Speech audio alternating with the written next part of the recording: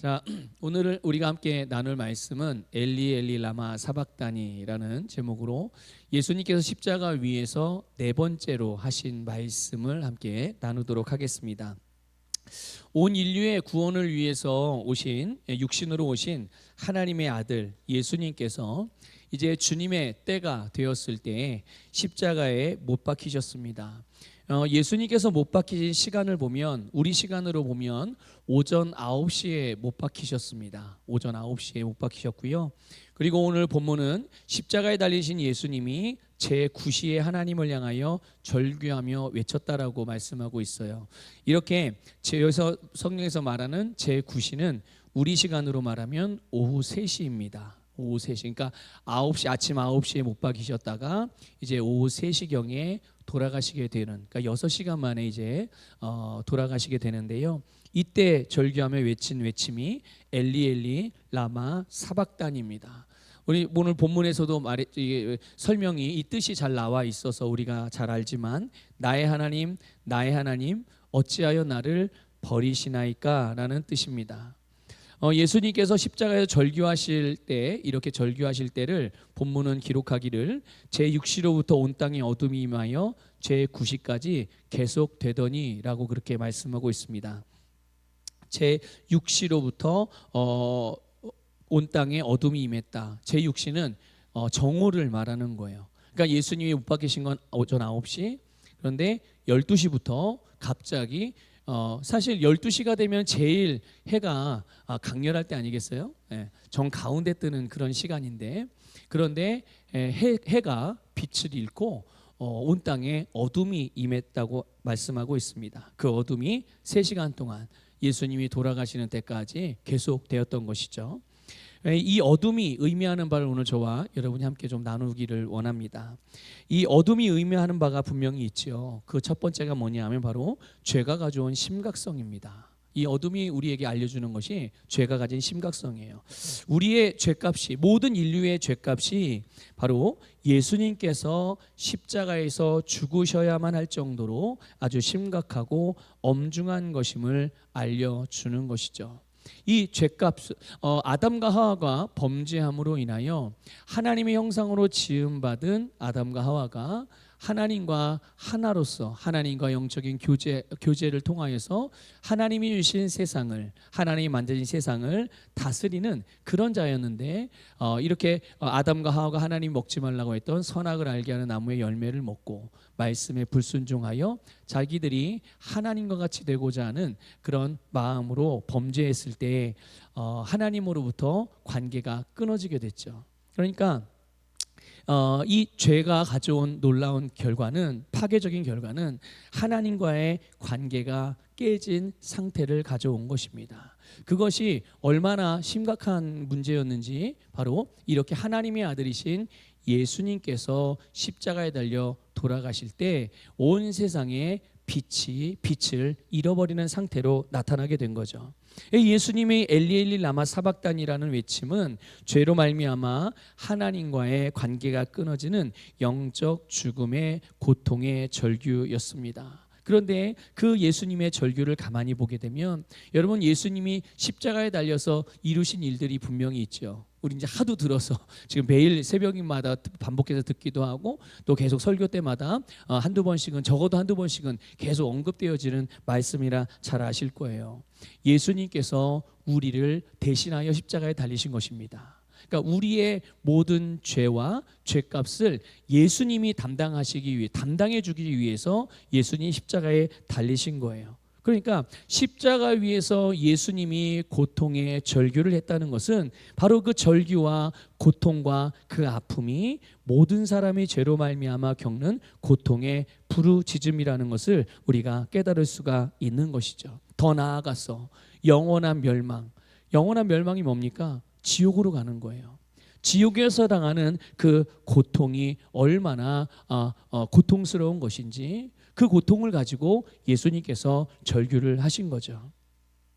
성경은 아담과 하와가 죄를 범한 것뿐만 아니라 아담의 씨로 태어난 모든 사람이 죄를 범했다, 이렇게 말씀하고 있습니다. 로마서 3장 23절 말씀을 같이 읽어보겠습니다. 시작. 모든 사람이 죄를 범하였음에 하나님의 영광에 이르지 못하더니 아멘. 겉으로 드러나는 행동을 기준으로 말하는 것이 아닙니다. 그게 아니라 바로 죄의 본성을 가지고 말하는 거예요. 죄의 본성으로서 아담과 하와가 죄인이 되고 말았습니다.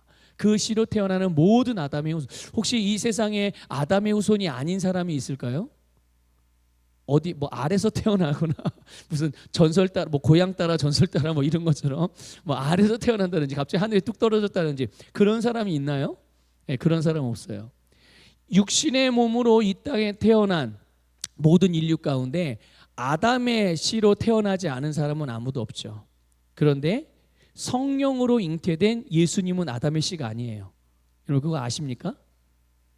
그래서 예수님을 여인에게서 났다라고 말하는 거예요. 모든 사람은 아담의 씨에서 나는데 예수님은 아담의 씨로 태어나지 않았습니다.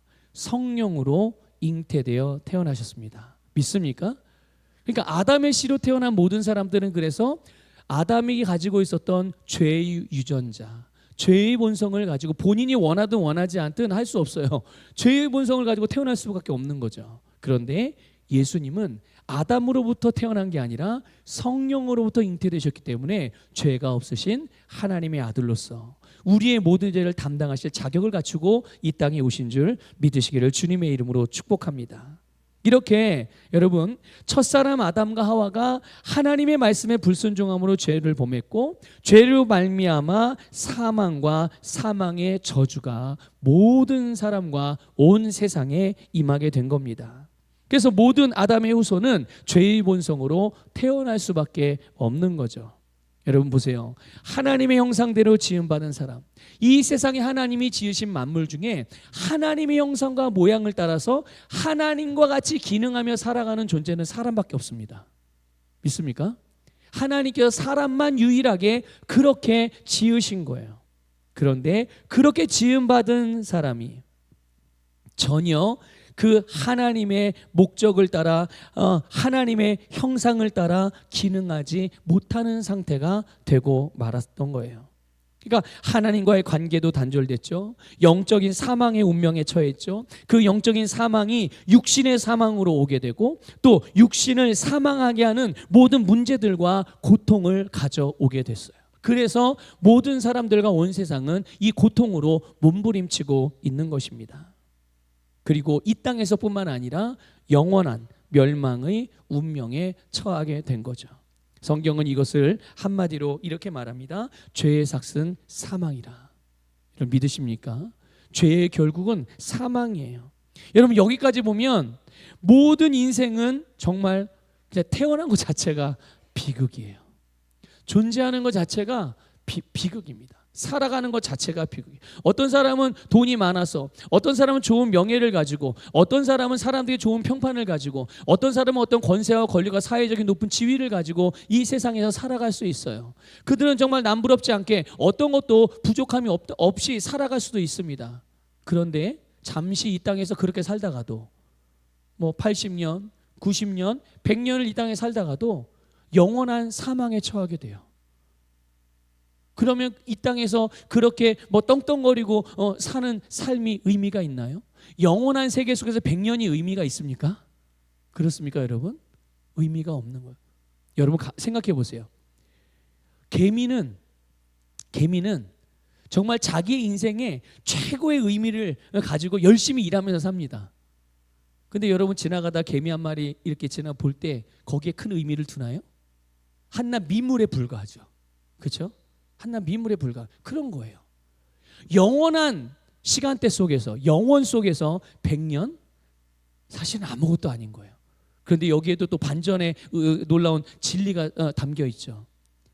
영원한 세계 속에서 100년 아무것도 아닌 것 같이 보이는데 그 100년 동안 100년이라는 시간을 우리가 이 땅에 살아가는 시간을 믿음으로 살아내면 믿음으로 씨를 심으면 영원한 하나님의 나라에서 영원한 부요함으로 영원한 상급을 받는다는 것을 여러분 믿으시기를 축복합니다.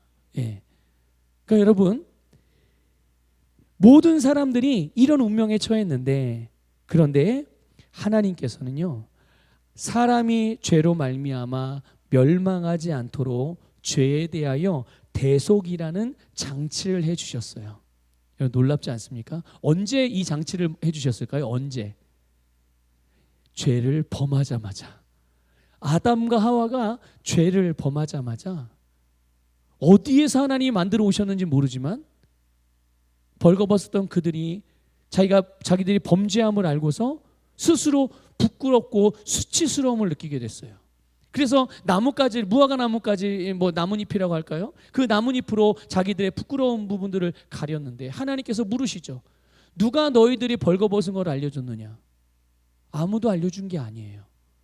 그런데 수치와 부끄러움을 범죄하자마자 죄의 본성이 그들에게 그것을 알게 한 거예요. 수치스럽고 부끄러운데 여러분 자신의 삶을 어떻게 담대하게 살아갈 수가 있겠어요? 어떻게 자신 있게 살아갈 수가 있겠어요? 어떻게 담대하게 하나님 앞에 나아갈 수가 있겠어요? 그럴 수 없는 거예요. 그런데 하나님께서 그들에게 가죽옷을 지어 입히셨습니다. 도대체 그 가죽옷은 어디서 난 거예요? 예? 어딘가에서 아담과 하와에게 가죽을 내어주고 그들의 부끄러움을 가릴 수 있도록 생명을 대속한 겁니다. 그런데 이것이 제도가 됐어요. 그래서 하나님께서 구약시대에 짐승이 우리의 죄를, 사람의 죄를 대신하게 했죠. 그런 장치를 하나님이 주신 거예요. 짐승의 머리에 죄인들이 안수하고 그러면 사람의 죄를 짐승에게 전가시키는 거예요. 그래서 어떻게 합니까? 짐승이 사람을 대신하여 그 죄인을 대신하여 죽고 그 짐승의 피를 하나님께 드려서 제물로 하나님께 예배드릴 때, 제사 드릴 때 그 사람의 죄에 대하여 하나님께서 씻어주시는 겁니다. 믿습니까? 또 한 가지가 있어요. 그게 뭐냐면 1년에 한 번 있는 대속죄일에 염소 한 마리를 준비합니다. 그리고 그 머리에 죄인들이 자기의 죄를 전가시켜요. 안수해서 자기에게 있던 죄를 이 염소에게 다 전가시킵니다. 그리고 이 염소를 어떻게 하냐? 광야로 내보내요. 광야로 내보냅니다. 그 광야가 어떤 자리냐? 죽음의 자리인 거예요. 그러니까 죄를 지은 내가 죽어야 될 그 자리, 사망의 자리에 나를 대신하여 염소를 보내서 그가 나를 대신하여 죄값을 받게 하는 이 놀라운 장치를 하나님께서 당신의 사랑하는 백성들을 위하여 주셨음을 믿으시기를 축복합니다. 그런데 이제 우리는 알고, 그들은 몰랐지만, 구약의 백성들은 몰랐지만 오늘 우리는 알고 있는 게 있어요. 이 부분에 대해서. 그게 뭐냐면 짐승은 절대로 사람의 죄의 본성을, 죄인의 죄의 본성 자체를 대신할 수는 없다는 거예요. 죄를 잠시 덮어줄 수 있고 그냥 이렇게 씻어줄 수는 있겠지만 그 죄를 짓게 만드는 근원은 해결해 줄 수가 없는 겁니다. 그래서 하나님께서 독생자 예수님을 보내주셔서 우리의 모든 죄를 예수님에게 담당시키신 것입니다. 여러분 고린도후서 5장 21절 읽어보겠습니다. 시작. 하나님이 죄를 알지도 못하신 이를 우리를 대신하여 죄로 삼으신 것은 우리로 하여금 그 안에서 하나님의 의가 되게 하려 하심이라. 아멘. 죄가 없으신 예수님께 우리의 죄를 포함하여 온 인류의 죄를 넘기심으로 예수님을 죄가 되게 하신 것입니다. 우리는 이 십자가를 통해서 죄사함을 받았고 용서를 받은 것이죠. 예수님께서 우리의 죄의 본성을 바로 이 십자가에서 제거해 주시고 우리는 이제 죄와 죄의 결과인 사망 그리고 사망의 저주에서 해방된 줄 믿습니다. 하나님의 자녀로 영생의 복을 얻게 된 것이죠. 여러분 이것이 예수님께서 십자가에 달려 돌아가실 때에 임했던 어둠이 우리에게 알려주는 첫 번째 의미예요. 두 번째 의미는 죄에 대한 하나님의 심판입니다. 하나님의 심판. 여러분 하나님은 사랑이시죠. 사랑의 하나님이세요. 그런데 하나님은 사랑의 하나님만이 아니라 공의의 하나님이시기도 합니다. 그 말은 하나님은 절대로 죄를 못 본 척하거나 모른 척하고 넘어가실 수가 없다는 것입니다. 가끔 어떤 그리스도인들은 그렇게 생각을 하는 경우도 있는 것 같아요.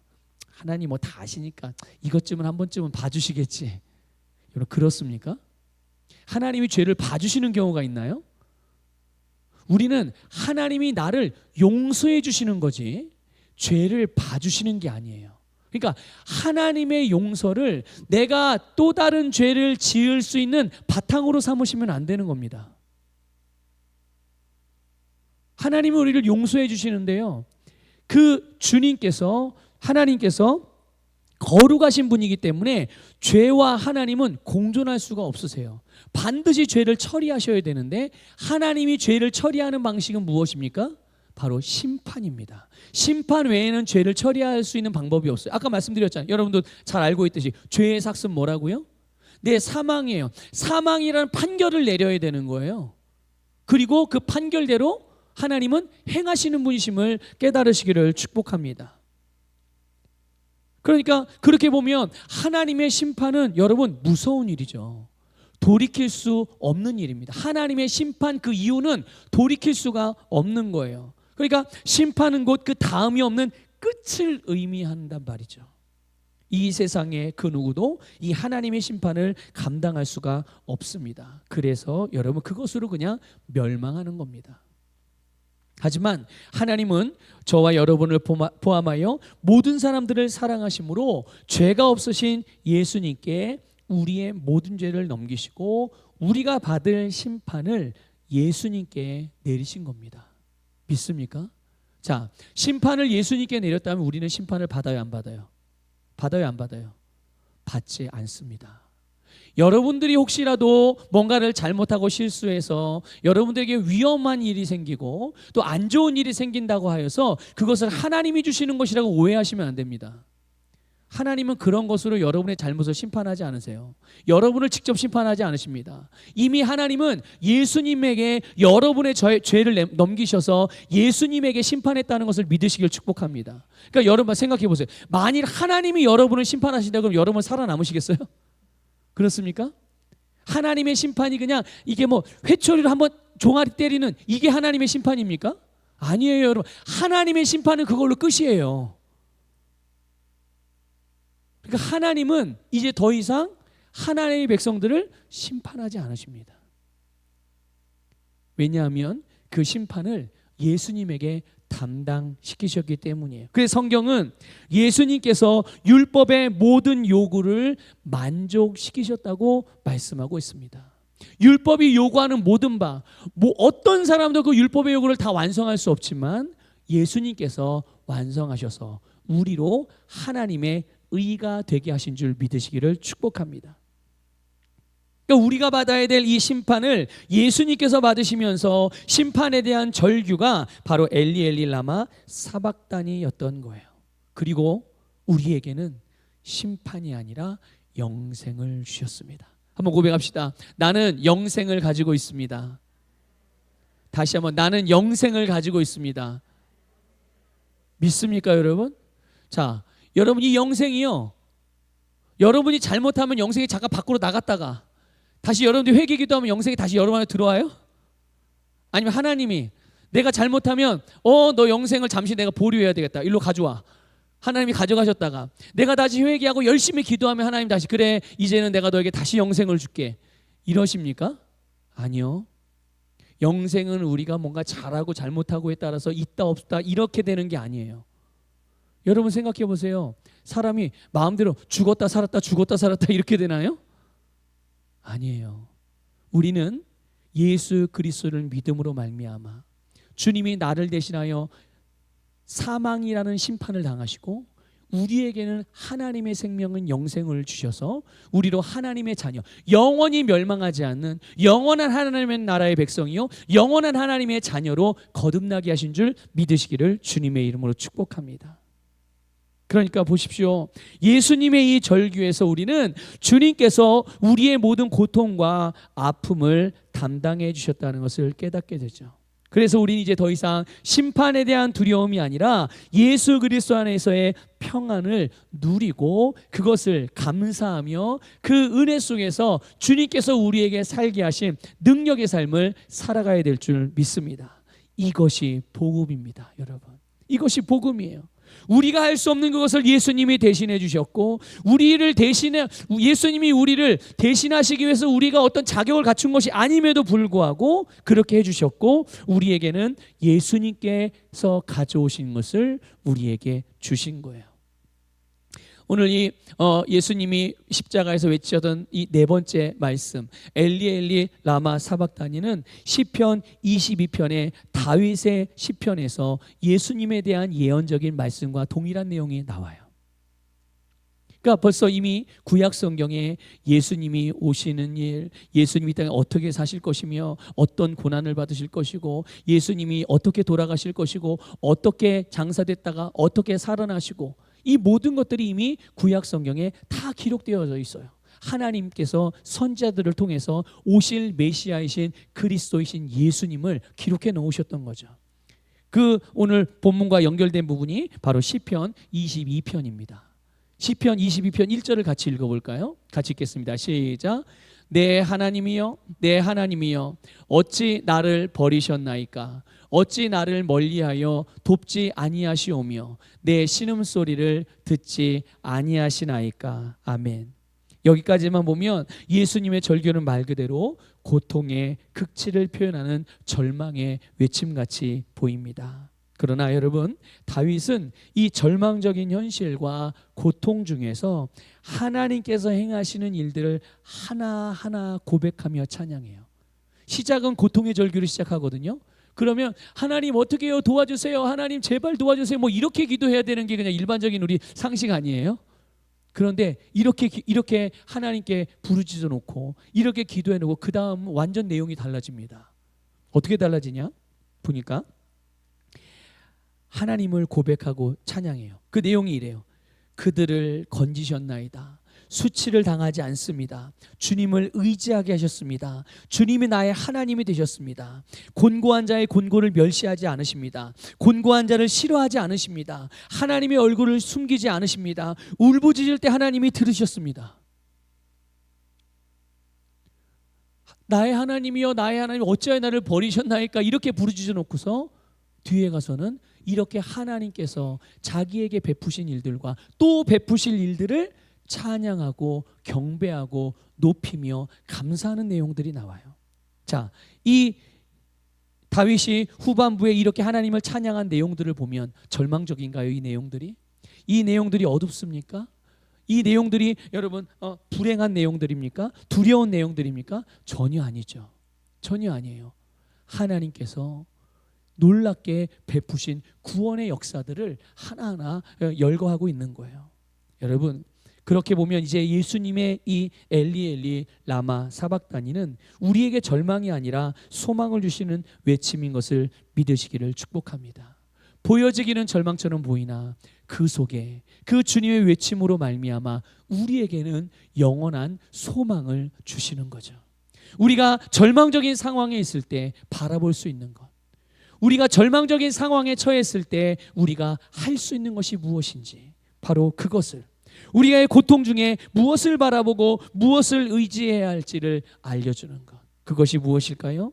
누구든지 예수님의 이름을 부르면 구원을 받습니다. 누구든지 주님의 이름을 부르면 구원을 받습니다.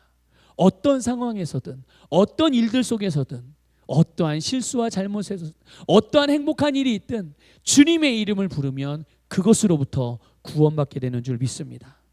주님은 우리에게 죄와 또 죄로 말미암아 들어온 모든 고통의 원인을 주님이 가져가셨어요.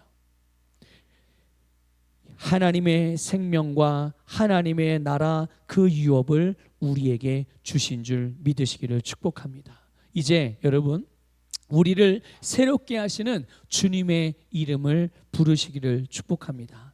하나님은요, 주님을 부르는, 주를 부르는 자를 절대로 버리시는 일이 없으세요. 주님을 찾는 자를 여러분 멀리 하시는 경우가 절대로 없으십니다. 왜냐하면 하나님과 우리 사이를 멀어지게 만들었고 끊어지게 만들었던 모든 죄의 담들은 예수님께서 십자가에서 담당해 주셨기 때문에, 우리를 대신하여 담당하시고 우리를 대신하여 당신이 심판을 받으셨으므로 우리에게는 여러분 하나님과 하나됨의 선물을 주신 줄 믿습니다. 그래서 이제 그 이름의 권세, 그 예수 그리스도의 이름의 권세를 여러분 믿음으로 주님께서 우리에게 주신 것을 그 믿음을 가지고 취하시기를 축복합니다. 자, 고백해 봅시다. 저를 따라 고백해 볼까요? 구원은 내 것입니다. 정말 여러분의 것인가요, 구원이? 네. 자, 또 고백하겠습니다. 능력은 내 것입니다. 평안은 내 것입니다.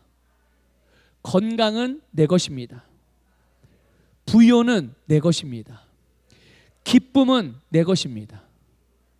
확신은 내 것입니다. 담대함도 내 것입니다. 사랑도 내 것입니다. 승리도 내 것입니다. 여러분, 이것이 왜 어떻게 우리 것이 되었습니까? 주님이 우리에게 주셨기 때문인 거예요. 이것을 믿으시고 바로 이렇게 주님이 우리에게 주신 것을 믿음으로 취하시기를 주님의 이름으로 축복합니다.